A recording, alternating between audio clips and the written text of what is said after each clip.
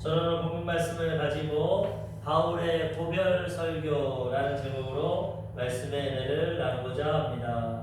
저희가 지금 사도행전 공부를 하고 있는데 어느덧 벌써 1차, 2차, 3차 선교행이 다 끝나고 오늘은 바울이 마지막으로 성도들과 에베소 교회 성도들, 장로님들에게 고별 설교를 하고 그 다음에는 이제 예루살렘으로 떠나가고 마지막 로마에 가서 이제 순교하는데 로마로 가는 그 길을 가면서 마지막으로 설교하는 내용이 오늘 본문의 내용입니다. 사도 바울은 3차 선교여행을 통해서 터키 지역, 1차에는 터키 지역에 자기 고향에서 교회를 세웠고 그 다음에 2차 선교 때는 하나님의 뜻 가운데 마게도니아, 지금으로 말하면 그리스 지역에 가서 2차 선교여행을 통해 교회를 세웠고 그 다음 마지막 3차 전도여행은 자기가 교회 세웠는데 한 번 더 방문해서 그들의 믿음을 굳건하게 하고 터키와 그리스 그 지역까지 다 복음을 전하고 오늘 마지막 이 에베소, 터키 지역 에베소에서 이 고별 설교를 하고 예루살렘으로 갑니다. 그래서 사도 바울이 많은 시간을 들여서 많은 영혼을 구원하고 교회를 세웠는데 마지막으로 그들에게 부탁하고 당부하고자 하는 말씀이 오늘 본문 말씀을 통해 기록되고 있는 것입니다. 우리도 오늘 말씀을 통해서 이 주의 종들, 이 설교자의 마음 그것도 알고 또 성도로서 우리가 어떻게 해야 되나 그리고 바울의 이 전도여행을 통해서 선교여행을 통해서 어떻게 교회가 세워지고 성도들이 세워지고 하나님의 복음이 땅끝까지 증거되었나 말씀을 통해서 알아보고자 합니다. 첫 번째로 사도 바울은 자기가 이 선교여행을 통해서 목회했던 것, 성도들을 대하고 말씀을 가르치고 기도했던 것 이것에 대해서 고백합니다. 그러면서 뭐라고 고백하냐면 겸손과 눈물로써 내가 행했다. 사도 바울의 삶을 보면은 겸손하고 눈물을 흘리고 오래 참고 인내하고 이런 목회자로서 이 교회를 세우고 성도를 섬겼다는 목회자가 가장 중요한 것이 이 겸손의 모습입니다. 네. 겸손과 눈물로써 하나님께 기도하고 성도를 섬길 때 그들이 은혜를 받고 변화가 되게 되는 것입니다. 네. 이 겸손과 눈물의 목회는 누가 하셨냐? 예수님이 하셨습니다. 예수. 사도 바울은 항상 자기의 모범을, 자기의 최종 목표를 예수님에 뒀습니다. 예수님 닮기를 원하고 주님과 같은 사랑을 가지고 복음을 전하고 목회를 하기 원했는데 예수님이 바로 겸손과 눈물의 목회자로서 목회를 하셨다는 거죠. 우리들도 목회자들뿐만 아니라 예수 믿고 거듭나고 구원받으면 이 겸손과 또 눈물의 삶을 살아가야 되는 것입니다. 아멘. 겸손한 것을 하나님 기뻐하십니다. 교만한 자는 물리치고 겸손한 자는 하나님 사랑하시고 높여주시고 아까도 우리 찬양했지만 나의 가장 낮은 마음 주님께서 기뻐하십니다. 아멘. 겸손한 자를 기뻐하시고 하나님 높여주시고 그를 통해 역사해 주시는 것입니다. 하나님을 믿지 않고 자기 자신을 믿고 자기 능력을 믿는 사람들은 교만합니다.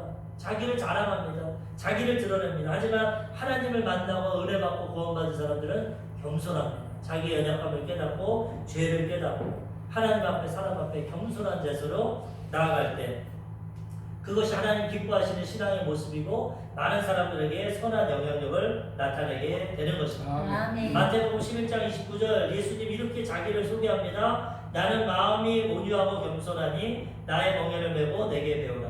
그리하면 너희 마음이 쉼을 얻으리니. 아멘. 인생이 왜 쉼을 얻지 못합니까? 교만하고 자기 완악하고 자기 고집대로 자기 방법대로 살아가니까 인생에 수고하고 무거운 짐을 짓고 때로는 성공도 하지만 때로는 넘어지고 쓰러지고 고통 가운데 살아가는 것입니다. 예수님은 수고하고 무거운 짐진 자들아 너희들 그거 해결할 수 없다. 나에게 나오면 내가 쉼을 얻게 해주겠다. 근데 첫 번째 어떻게 하면 인생에 쉼을 얻을 수 있냐? 마음이 온유하고 겸손해야 돼.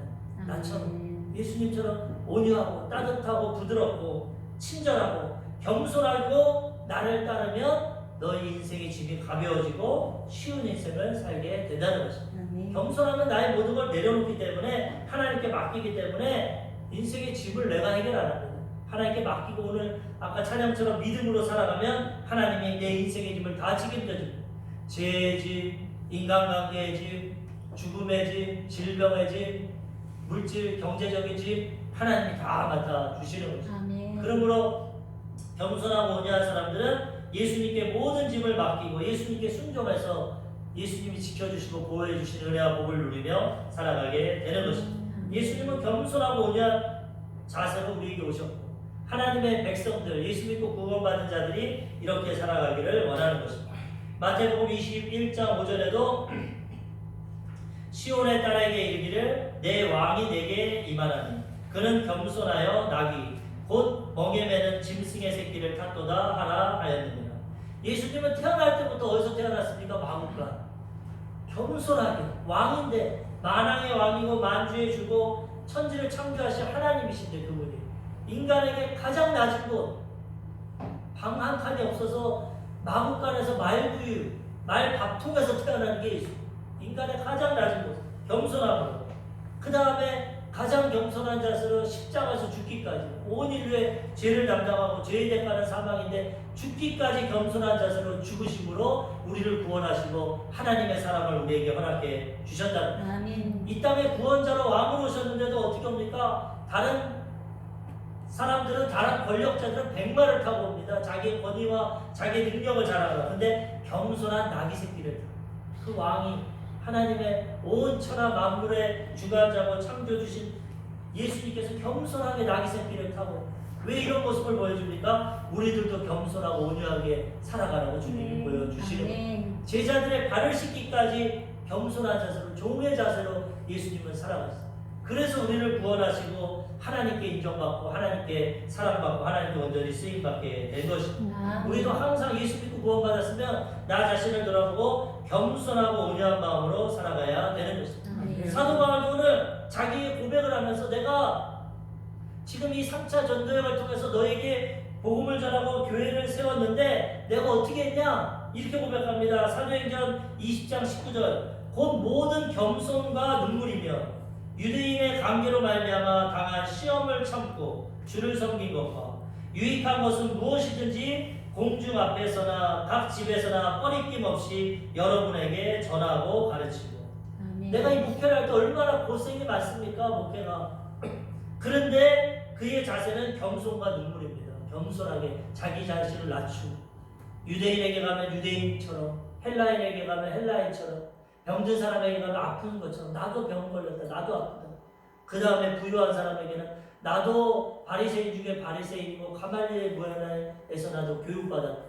어느 사람이든 그 사람에게 공감을 가질 수 있도록 낮아진 자세로 눈 높이 자세로 그들을 동감해서 바울이 뭐라고 합니까? 이렇게 한 것은 내가 한 영혼이라도 구원하기 위해서. 아멘. 한 영혼이라도 겸손하고 온유한 자세로 목회를 함으로써 당신들에게 유익한 말씀을 전하는 내가 지금 이제 마지막이 성교회를 마칠 때까지 꺼리낌 없이 여러분에게 모든 복음을 전하고 말씀을 증거했다는 것입니다. 목회자들이 이러한 겸손과 눈물로써 복음을 전해야 되고 하나님의 유익한 말씀을 전해야 되고 또 주의 백성들도 겸손한 마음으로 눈물은 고통입니다. 인내입니다. 참는 마음으로 신앙생활을 하고 말씀을 받아들이고 믿음 가운데 신앙 가운데 온전한 신앙을 가지고 살아가야 된다는 것입니다.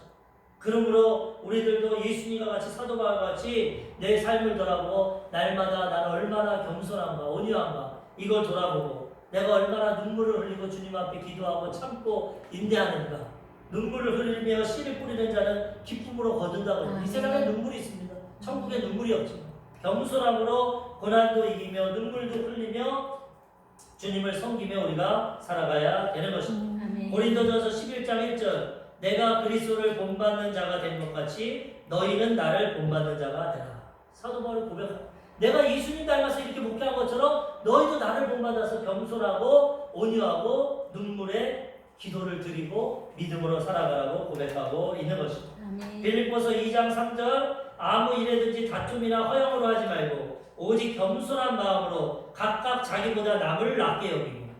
빌립보 교회가 나라는데 뭐라고 말합니까? 다툼이나 허영으로 하지 말고 겸손한 마음으로 남을 나보다 낮게 여기라는 것입니다. 낮게 보지 말고 낮게 나보다 저 사람들이 다 훌륭하다 높은 사람이다 날 낮추라는 것입니다. 겸손하게 그들을 사랑하고 대할 때 그것이 하나님 기뻐하시는 삶이고 하나님 자녀들께 살아가는 삶이라는 것입니다. 빌립보서 2장 5절 너희 안에 이 마음을 품으라 곧 그리스도 예수의 마음이니 2장 8절 사람의 모양으로 나타나사 자기를 낮추시고 죽기까지 복종하셨으니 곧 십자가에 죽으십니다. 하나님이신데 얼마나 낮춰졌나 인간까지. 창조주 하나님이 스스로 계신 하나님이 인간의 모양으로 우리를 구원하시려고 이 낮은 모습으로 왔다는 거죠. 죽기까지 겸손하고 하나님 말씀에 복종하셔서 십자가에서 죽으심으로 우리를 구원하셨다는 거예요. 그러니까 우리도 그 주님을 바라보고 우리의 삶을 돌아보고 주님 앞에 겸손하고 온유함으로 믿음 생활하고 신앙 생활하고 살아가야 되는 것입니다. 예수 믿는 사람들이 이렇게 살아가지 못하기 때문에 지금 한국교회에 영향력을 못 나타내는 거예요. 예수 믿는 사람이 정말 예수님 닮고 겸손하고 온유하고 섬김의 자세로 살아가면 벌써 가족 구원 다 이루어지고 친척 구원, 이웃 구원 다 이루어지고 우리 한국이 기독교화가 됐을 것입니다. 이런 신앙의 믿음의 자세를 알지 못하고 개인적인 축복만 위해서 성공만을 위해서 복달라는 것만 위해서 치우치는 신앙, 나만을 위한 이기적인 신앙 이런 신앙 가지고 살아가니까 아무런 영향력을 받지 못하고 도리어 손가락질을 당하는 거예요. 예수님과 같이 사도바와 같이 겸손하고 온유한 자세로 어느 누구를 만나도 눈물을 흘리고 인내하고 남을 위해서 눈물을 흘리고 기도하고 이런 자세로 살아가면 그 신앙을 통해서 많은 영혼이 구원받고 변화되게 된다는 것입니다. 항상 우리는 예수님의 삶을 돌아보고 겸손하고 온유하고 인내하고 참고 눈물을 흘리는 그러한 믿음의 신앙의 자세로 살아가야 되는 것입니다. 하루는 그 여의도 수목교회에서 큰 부흥성회를 했는데 부흥성회. 그런데 제가 젊었을 때부터 저 은혜를 받아가지고 그런 성회를 많이 참석을 했는데 여의도는 교회도 크지만 사람도 많기 때문에 예배를 앞에서 드리려면 일찍 들어가야 돼요. 일찍 1시간 전 30분 전에 가서 있어요. 늦게 가면은 자리에 앉을 수 없어요. 근데도 앞자리가 좋으니까 제가 일찍 가서 앞자리에 앉아있어요. 그런데 그날따라 특별성회를 하는데 보니까 이 옆자리는 장로님들 앉으라고 자리를 비워놨어요. 이유는 모르겠지만은 그래도 교회 어른이고 오랜 신앙생활했고 또 선배님들이고 하니까 어떤 의미에서인지 모르겠지만 장로석이라고 이렇게 비워놨어요. 그리고 저는 이쪽에 앉아있는데 어떤 여자분이 처음에 앉는지 잘 모르는지 그 자리가 비어있으니까 그쪽에 앉았어요. 그런데 어떤 장로님이 그냥 와가지고 막 혼을 내요. 어디 감히 장로가 앉는 자리에 앉냐. 막 그러니까 얼굴이 붉어지고 막 그러더라고요. 그런 모습을 옆에 성도들이 볼 때 참 좋지 않습니다. 물론 교회 어른이고 신앙생활 오래하고 나이도 있으시지만은 장로님으로 우대를 하지만 몰라서 성도가 앉았으면 겸손한 마음으로 그래 앉으십시오. 같이 앉으십시다. 이거 하나님의 교회고 같이 어려가 줍시다. 이게 정상이지. 자기가 장로가 뭐가 그렇게 대단하다고 그 사람한테 당장 일어나라고 여기 어디 장로 자리에 앉느냐. 이게 덕이 됩니까? 올바른 신앙이 아닙니다. 올바른 믿음이 그런 모습을 성도들이 다 보고 조용기 목사님도 보였어요. 그래가지고 조 목사님이 이제 설교하면서 설교하면서 오늘 특별히 장로석을 마련해 놨지만은 아까 제가 보니까 그렇게 성도와 싸우고 분쟁이 일어나는데 이건 올바르지 않습니다. 장로님이면 예수님처럼 더 겸손하고 성도의 발을 씻겨줄 처럼 자리가 없으면 내가 일어서라도 앉아줘야지 그런 불림을 하고 이건 올바른 신앙이 아니야. 성도들이 다 박수를 치더라고. 그러면서 또 조 목사님 얘기하는 게 우리 교회 장로님들이 다 그런 건 아니지만 훌륭한 분들도 많지만은 우리 교회 전도사들 젊은 전도사들이 눈물을 흘리면서 자기에게 이렇게 얘기를 한다는 거야. 뭘 얘기하냐? 장로님들이 연세도 있고 여의도에는 국회의원도 있고 장관도 있고 뭐 사업가도 많고 사회적인 지식과 학문도 교수도 많고 이러니까 사회적 지위가 높으니까 사람을 가볍게 여긴다. 젊은 신학 대학교 대학원 졸업하고 나온 초보 전도사들에게 반말을 한다는 거예요. 그래도 하나님이 세우신 주의 종인데 교회 질서인데 이 장로님들이 새로운 전도사님들이 볼 때 야 일로 와봐 반말로 막 한다는 거예요. 그래가지고 마음이 아파서 울고 어떻게 교회가 이럴 수 있습니까? 물론 젊은 분들이 나이 많은 장로님 무대하고 섬기는 게 좋죠. 그렇지만 교회에서는 겸손과 온유의 자세로 예수님이 한 것처럼 장로님들도 겸손하게 주의 종을 대접하고 존칭을 써야지 그렇게 함부로 말하고 교만하게 행동하는 거 사람에게 상처를 주고 아픔을 준다. 그 얘기를 조 목사님이 하더라고요. 그러니까 성도들이 박수를 치더라고요. 그런 걸 통해 볼 때 우리가 신앙생활 오래 하고 더 직분을 받고 믿음 생활을 오래 했으면 더 낮아지는 자세로 겸손하고 예수님처럼 섬기는 자세로 나가야지 이렇게 분리하고 내가 직분자다 장로다 나를 드러내고 이런 신앙은 예수님 원하는 신앙이 아니고 올바른 신앙이 아닙니다. 겸손한 자세. 고등학생까지는 반말해도 돼. 학생이니까 중고등학생까지 반말해도 되지만 20살 지나면 다 교회에서 존칭 쓰는 게 됐어.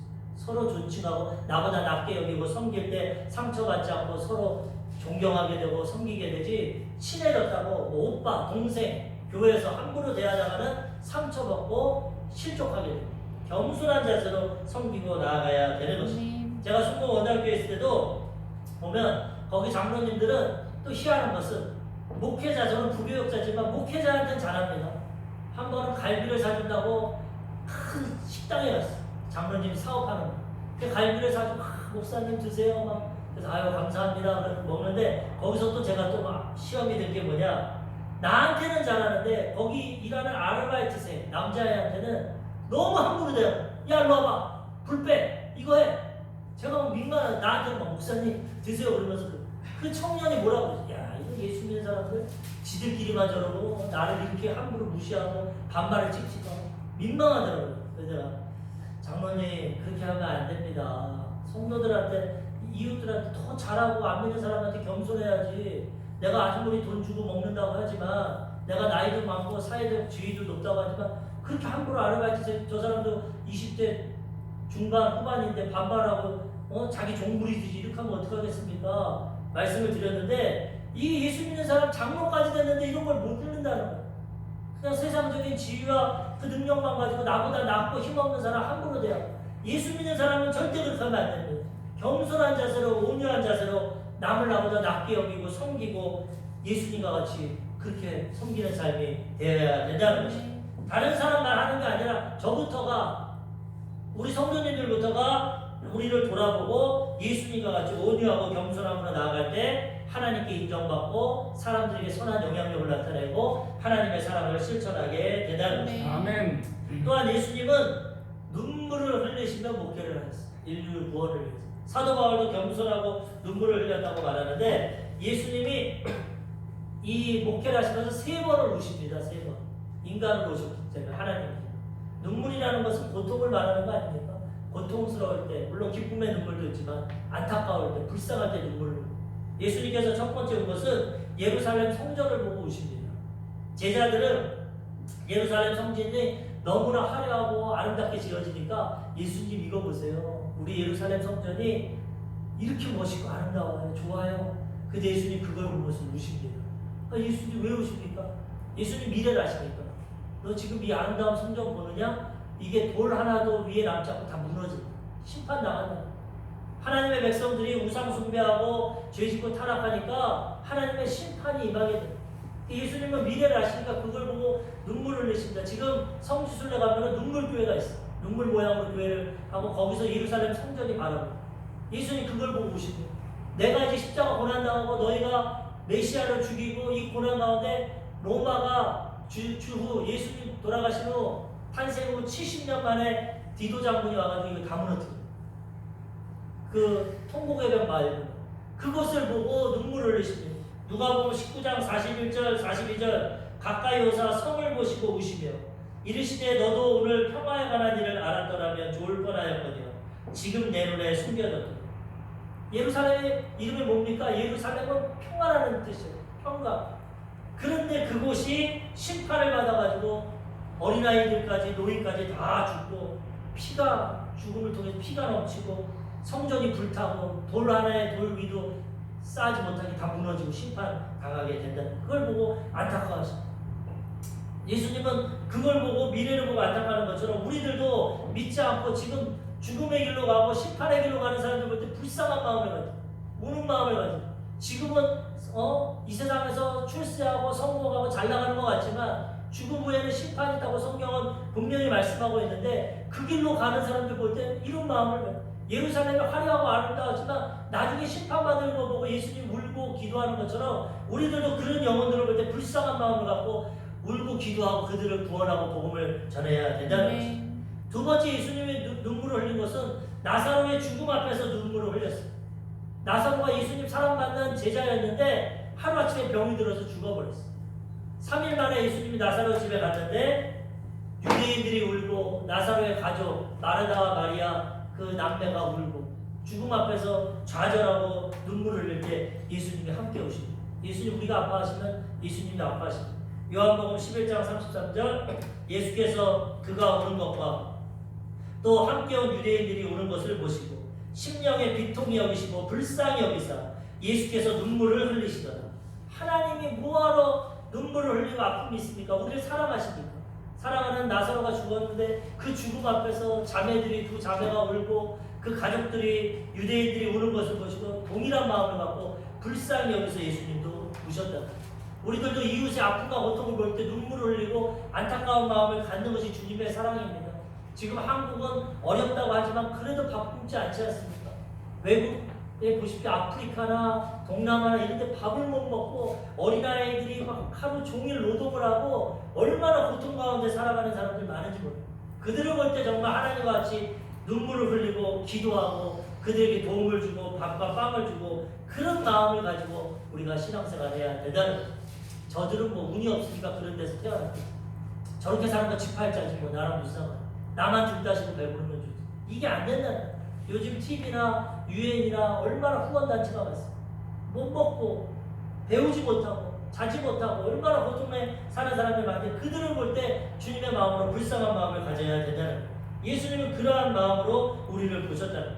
그리고 예수님은 십자가 사역을 위해서 또 눈물을 흘리십니다. 우리가 죄짓고 우리가 죄의 대가 사망을 죽어야 되는데 예수님은 우리 때문에 대신 십자가에서 고난당한 그 죽음을 위해서 눈물을 흘리고 기도하셨습니다. 히브리서 5장 7절 그는 육체에 계실 때 자기를 죽음에서 능히 구원하실 이에게 심한 통곡과 눈물로 간구와 소원을 올렸고 그의 경건하심으로 말미암아 들으심을 얻었느니라. 십자가를 위해서 3시간 기도하시는데 땀방울이 핏방울이 될 정도로 심한 통곡과 눈물을 흘리면서 왜? 육체로 왔기 때문에 십자가에서 양손에 대못이 박히고 양발에 대못이 박히고 가시가 쓰고 옆구리에 창이 찔리고 물과 피를 다 흘리고 6시간 동안 십자가에 매달리는 게 보통 일입니까? 인간의 육신을 갖고 오셨는데 그런데도 우리를 위해서 우리가 그 고통을 당해야 되는데 예수님이 그 고통을 당하기 위해서 기도하고 눈물을 흘리셨다. 그래서 우리를 구원해 주셨다. 그 예수님의 은혜와 사랑을 볼 때 우리도 사랑의 빚진 자들이고 이러한 예수님의 그 마음을 가지고 신앙생활할 때 문제도 있고 어려움도 있고 환난도 있고 고난도 있지만 이 눈물을 흘리고 신앙생활 믿음으로 이기며 우리가 신앙생활해야 된다는 것입니다. 사도 바울도 이런 목회 가운데 돌에 맞아 죽기도 하고 그 다음에 재판에도 끌려가고 채찍도 맞고 감옥에도 가고 눈물을 흘릴 일이 얼마나 많았을거나 그런데도 겸손하고 눈물을 흘리면서 이 목회의 마지막 고별설교를 하고 있다는 것입니다. 우리도 신앙생활할 때 하나님의 은혜와 복도 있지만 고통과 어려움도 있습니다. 때로 눈물도 흘립니다. 그렇지만 이것까지도 믿음으로 이기고 나갈 때 이 눈물이 변해서 하나님의 축복의 열매들이 맺어지게 되는 것입니다. 아멘. 두 번째로 사도 바울은 생명을 다해 복음을 전했습니다. 겸손하고 온유한 자세로 눈물을 흘리며 신앙생활을 했고 그 다음에 목숨을 바쳐서 복음을 전했습니다. 왜 목숨을 바쳐서 복음을 전했습니까? 생명을 살리는 일이기 때문에 그 가치가 똑같은 거예요. 이 복음을 통해서 믿지 않은 자들 하나님과 예수님을 모르는 자들이 복음을 통해서 죄를 용서받고 영원생을 얻고 구원을 받기 때문에 생명을 살리기 때문에 자기 생명을 바치면서 그 복음을 전했다는 거예요. 마귀는 죄악 가운데 이 사람들을 타락시키고 죽이기 위해서 도적질하고 죽이고 멸망시키기 위해서 그들도 열심을 다해서 타락을 시킵니다. 세상의 유혹, 죄의 유혹, 세상의 기쁨, 쾌락 이런 것으로 죽음의 길로 인도합니다. 그런데 그 죽음의 길로 가는 사람들을 생명으로 옮기는 게 보통 일이 아닙니다. 정말 사도 바울같이 목숨 걸고 목회를 함으로써 그들을 생명의 길로 인도해야 한다는 거죠. 우리도 신앙생활 할 때 진짜 목숨 걸고 해야 됩니다. 요즘 너무나 편하니까 그냥 신앙생활 공방 받으려고 형통하려고 그냥 편안하려고 우리 자식 잘 되려고 다 그런 건 아니지만 그런 사람들 많고 교회에서도 봉사나 헌신보다는 그냥 편안히 주일날 대형교회 가서 예배를 한번 드리고 주일 지켰다 예배 드렸다 헌금했다 이걸로 만족하려고 하는데 그거 올바른 신앙생활 아니라고. 사도 바울같이 주의 종같이 못하겠지만 정말 내가 할 수 있는 한 최선을 다해서 목숨을 드릴 정도로 하나님 앞에 그런 수고와 헌신을 통해서 영혼을 구원하고 복음을 전하고 이런 사명을 감당해야 된다는 것입니다. 예수님도 그렇게 했고 사도 바울도 그렇게 했어요. 마태복음 20장 28절 인자가 온 것은 섬김을 받으려 함이 아니라 도리어 섬기려 하고 자기 목숨을 많은 사람의 대속물로 주려 함이니라. 나 행복하고 섬김받고 왕노릇하려고 예수님 온 것이 아니라 도리어 섬기고 제자들의 발까지 씻겨주는 그 섬김과 많은 사람들이 대신해서 대속물 죽으려고 예수님 이 땅에 오셨다. 예수님의 죽음을 통해서 우리의 생명이 살아나게 된 것입니다. 이 복음의 역사는 보통 역사가 아닙니다. 한국 기독교가 왜 이렇게 부흥되고 성장됐습니까? 초대교회 처음 교회를 시작할 때 많은 순교자들이 있어요. 지금 저 절두산에 서울에 가보십시오. 마포 절두산 거기 가면은 많은 순교자들의 묘이 있어요. 그들이 피 뿌려서 목숨 바치고 복음을 전했기 때문에 그 씨앗이 지금 우리가 이렇게 복음을 듣고 구원을 받고 평탄하게 신앙생활을 하는 것입니다. 우리가 신앙생활 평안하는 건 누군가의 헌신과 희생이 있었다. 예수님이 처음 그렇게 했고 사도 바울도 목 베어서 로마에서 사형을 당하고 순교함으로써 그 많은 복음을 전하고 교회를 세우고 순교함으로써 목숨을 구하는 일을 했고 우리들도 지금은 그 시대랑은 틀리지만은 정말 최선을 다해서 한 영혼을 위해서 생명까지 줄 수 있는 그런 자세로 신앙생활하고 복음 전하고 주의를 감당해야 된다는 것입니다. 나만을 위해서 내 생명만 위해서 나의 행복만을 위해서 살아가는 것 온전한 믿음 생활이 아니라는 것입니다. 사도 바울 고백합니다. 사도행전 20장 14절 내가 달려갈 길과 주 예수께 받은 사명 곧 하나님의 은혜의 복음을 증언하는 일을 마치려 하면은 나의 생명조차 조금도 귀한 것으로 여기지 아니하노라. 보라 내가 여러분 중에 왕래하며 하나님 나라를 전파하였으나 이제는 여러분이 다 내 얼굴을 다시 보지 못할 줄 알아. 사도 바울은 자기가 죽을 것을 알고 있어요. 성령께서 미리 말씀해서 예루살렘에 가면 환난과 핍박이 있을 것이고 너는 큰 고난과 고통을 당하고 나중에 순교할 거라는 걸 알고 있어요. 그럼에도 불구하고 지금 마지막으로 성도들에게 눈물로 설교하는 것입니다. 내가 이렇게 복음 전하고 살았기 때문에 너희들도 이렇게 살길 원한다. 나는 내 복음 전하는 데 위해서는 내 생명을 조금도 아끼지 않아. 목숨 걸고 내가 복음 전해. 너희들도 이런 자세로 하나님을 섬기고 이웃을 섬기고 복음을 증거하라고 말씀하고 있는 것입니다. 다시는 나 얼굴 못 본다. 마지막 설교. 이 죽음할 때 유언이라 같은 설교 보고는 목숨을 걸고 내가 하나님 섬긴 것처럼 너희도 이렇게 하나님 섬기기를 원한다. 고백하고 가는 것입니다. 우리도 이런 자세로 믿음과 신앙생활해야 되는 것입니다. 요한일서 3장 16절 그가 우리를 위하여 목숨을 버리셨으니 우리가 이로써 사랑을 알고 우리도 형제들을 위하여 목숨을 버리는 것이 마땅하니라. 사도 요한도 고백합니다. 예수님이 목숨 버려서 우리를 구원했기 때문에 그 사랑을 깨닫고 우리도 형제들을 위해서 목숨을 버려요. 초대교회는 많은 사람들이 순교했습니다. 순교의 씨앗으로 지금 많은 영혼들이 구원받고 교회가 세워지게 된 것입니다. 그러므로 우리도 최선을 다해 복음을 전하고 하나님 섬기는 삶을 살아가야 된다는 것입니다. 아멘. 디모데후서 4장 7절 8절 나는 선한 싸움을 싸우고 나의 달려갈 길을 마치고 믿음을 지켰으니 이제 후로는 나를 위하여 의의 면류관이 예비되었으므로 주 곧 의로우신 재판장이 그날에 내게 주실 것이며 내게만 아니라 주의 나타나심을 사모하는 모든 자에게 도니라. 아멘. 선한 싸움을 달리고 복음을 위해서 목숨을 바치고 믿음을 지켰기 때문에 이 디모데후서가 마치 죽기 전에 기록한 겁니다. 그렇기 때문에 이걸로 끝나는 것이 아니라 의로우신 재판장 예수님께서 나에게 이제 생명의 면류관을 주실 거다. 상급을 주실 거다. 난 이렇게 복음 전하고 이제 생명을 바친다. 너희들도 이러한 믿음과 신앙을 가지고 하나님을 섬기라고 말씀하고 있는 것입니다. 고린도서 4장 11절 우리 살아있는 자가 항상 예수를 위하여 죽음에 넘겨짐은 예수의 생명이 또한 우리 죽을 육체에 나타나게 하려 함이라.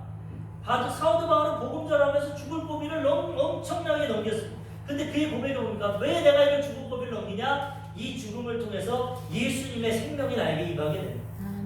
내 복음을 통해서 헌신하고 내 목숨을 드리면 주님은 나에게 영생을 주십니다. 그래서 내가 이 복음을 전하니까 너희도 그렇게 복음을 전해라. 고린도전서 15장 31절 형제들아 내가 그리스도 예수 우리 주 안에서 가진 바 너희에게 대한 나의 자랑을 두고 단언하노니 나는 날마다 죽노라. 사도 바울은 날마다 죽었어요. 자기 마음을 죽이고 생각을 죽이고 인격을 죽이고 하나님 앞에 죽은 자로서 자신을 드러내지 않고 하나님의 영광만을 위해 살아간다는 것입니다. 요한계시록 2장 10절 후반절에 보면은 내가 죽도록 충성하라 그리하면 내가 생명의 말을 내게 주리라. 생명 가장 귀한 것입니다, 이 세상에. 근데 그걸 들여서 하나님 섬기면 하나님은 더 큰 생명, 영원한 생명을 우리에게 허락해 주시는 것입니다. 하나님 앞에 가장 귀한 것 드리며 하나님 섬기며 살아가야 되는 것입니다. 아멘. 그리고 사도 바울이 나는 이렇게 했고 그렇기 때문에 이제는 나는 최선을 다해서 목표를 맞추고 하기 때문에 이제 남은 건 너희 몫이다. 너희들이 선택하라고 말합니다. 나는 너희 피에 대해서 이제는 꺼리낌이 없다. 나에게 잘못이 없다. 나는 목숨을 걸고 겸손하고 온유하게 복음 전했기 때문에 이제 이거 믿고 순종하는 자들은 영생을 얻고 하나님 자녀로서 살아갈 것이고, 그렇지 않고 들었음에도 불구하고 세상적으로 타협하고 타락하고 세상 방법으로 살아가면 너희 핏값은 너희가 책임져라. 나는 내 할 일 다 했다. 사도 바울은 담대하게 자기가 목숨 걸고 복음 전했기 때문에 자기가 한 번 다 선포하고 있어. 그 다음에 에베소 교회 성도들에게 이제 책임은 너희에게 있으니까 너희가. 복음 전도자들은 마찬가지입니다. 온천하에 복음이 전하지만 듣고 믿는 사람이 있고 안 듣고 안 믿는 사람이 있어요. 자기 핏값입니다. 나중에 심판 나가고 지옥 가도 할 말이 없는 거예요. 복음을 전했는데 자기가 안 듣기 때문에. 그렇기 때문에 이제 선택은 우리들이 해야 된다. 마지막으로 나는 이렇게 했는데 이제 너희들이 이거 잘 듣고 선택해서 구원받고 하나님 백성으로 살아가라고 말씀하고 있는 것입니다. 사도행전 20장 28절 여러분은 자기를 위하여 또는 온 양떼를 위하여 삼가라. 성령이 그들 가운데 여러분을 감독자로 삼고 하나님이 자기 피로 사신 교회를 보살피게 하셨느니라. 그러므로 여러분이 일깨어 내가 3년이나 밤낮 쉬지 않고 눈물로 각 사람을 훈계하던 것을 기억하라. 나는 3년 동안 에베소 교회에서 할 거 다 했다. 이제 핏값은 너희에게 있으니까 너희가 삼가하고 조심해라. 이제 내가 떠나면은 이리 같은 이단과 사설도 올 수 있고 마귀의 역사가 있고 또 너희들 자신 중에서도 타락해서 하나님께 범죄하고 죄를 지을 자가 있다. 장로들에게 말하는 거죠.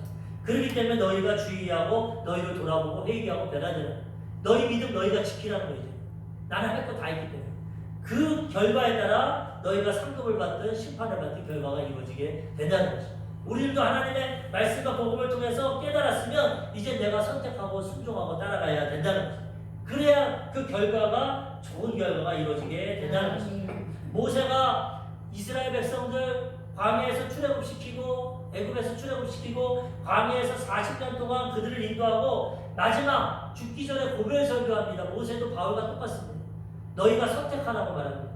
신명기 30장 19절 내가 오늘 하늘과 땅을 불러 너희에게 증거를 삼노라. 내가 생명과 사망과 복과 저주를 내 앞에 두었습니다.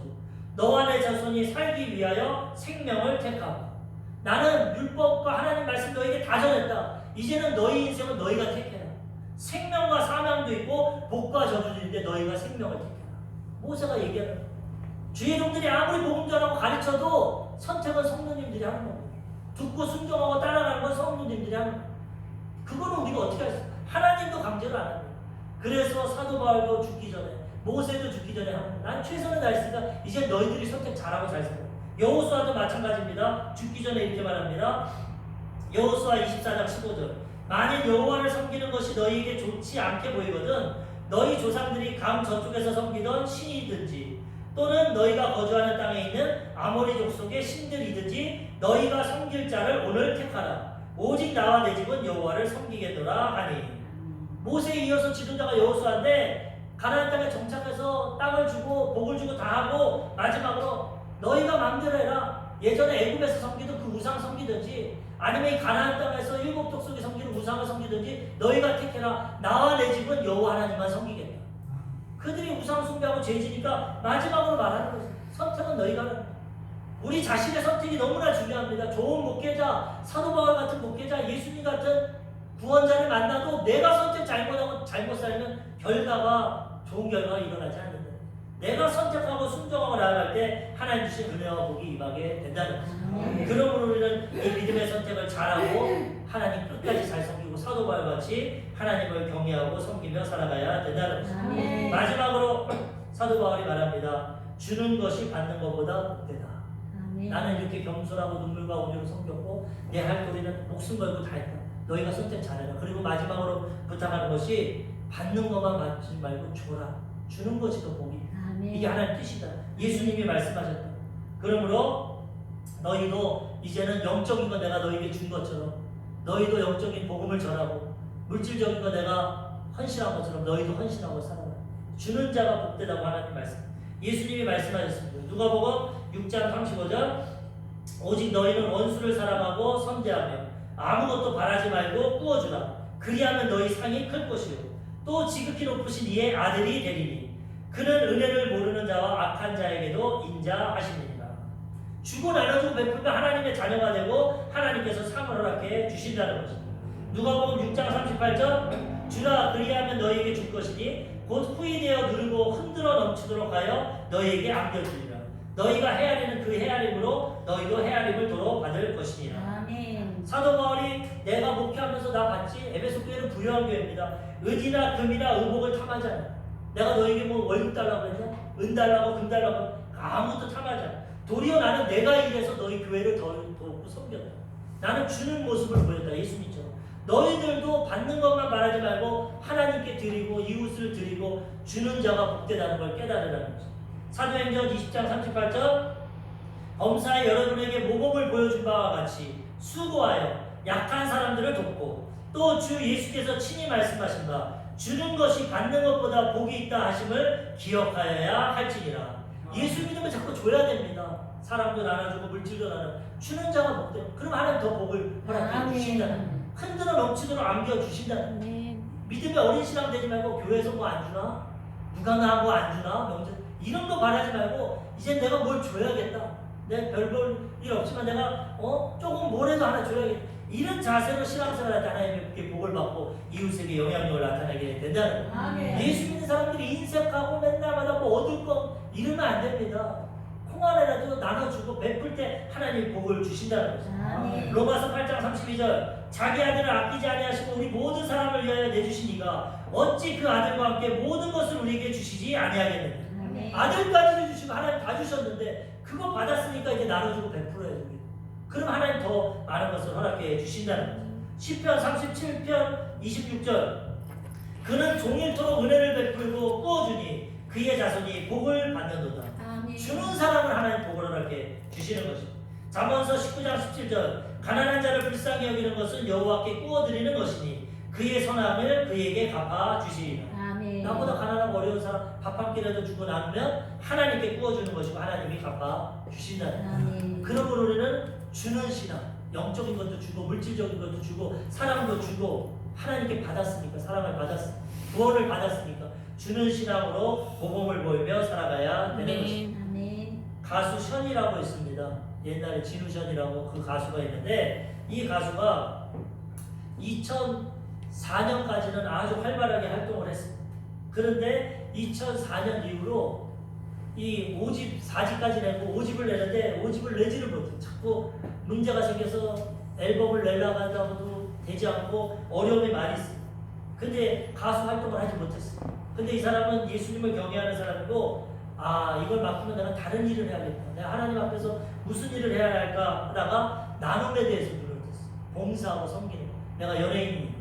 그래서 이 가수 션이 탤런트 정혜연이라는 그 아내와 결혼을 했는데 너무나 하나님 앞에 감사해가지고 결단을 했어요. 내가 이제 결혼 이후로 죽는 날까지 하루에 10,000원씩 내가 기부하겠다. 오늘부터 매일 10,000원 이웃을 위해 쓰겠다. 하나님 앞에 약속을 했어요. 그래서 지금 결혼하고 15년이 됐는데 15년간 매년 결혼 기념일 날은 청량리에 가면 박포 그 목사님이 있습니다. 박포 나눔 운동본부가 있어요. 다윗공동체 최일도 목사님 노숙자들 밥 주는 거예요. 거기 가서 결혼 기념일날은 365만 원을 기부합니다. 15년 동안 하루에 10,000원씩 하나님께 받은 사랑의 은혜가 커서 그걸 나누고 그 다음에 연탄은행 이 세상에서 가장 가난한 사람들 연탄 떼지 않습니까? 연탄은행 그 봉사를 114번째 했어요. 올해까지 114번째. 그리고 자기는 마라톤을 하면서 1m당 내가 한 장을 기부하겠다. 보통 8,000장을 기부합니다. 그의 팬들이 그걸 보고 팬들도 8,000장을 기부해요.